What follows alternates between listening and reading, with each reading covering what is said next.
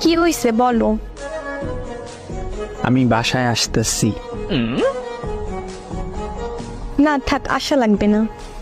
এই ঠান্ডায় গোসল করতে পারবো না।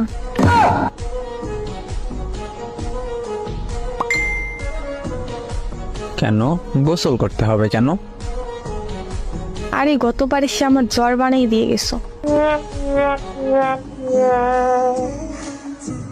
কেন গোসল করছো কেন?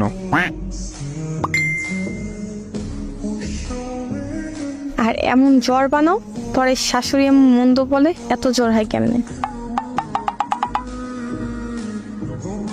আমি তো আর বলতে পারি না তার ছেলের জন্য সকাল সকাল গোসল করতে হয়।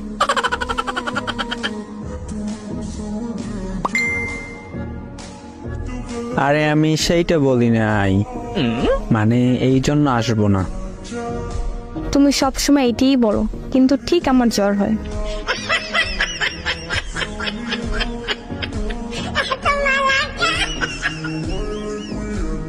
আরে সত্যি বলতেছি।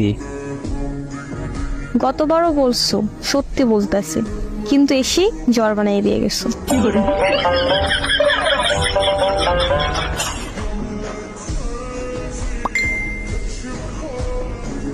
তোমার হাতের বানানো একটু চা খাবো, তাই আসতে চাইছিলাম। কারণ গতবার বলছো আমার হাতের খিচুড়ি খাবা। দরকার নেই বাবা, চা দোকানে গিয়ে খেয়ে আসো।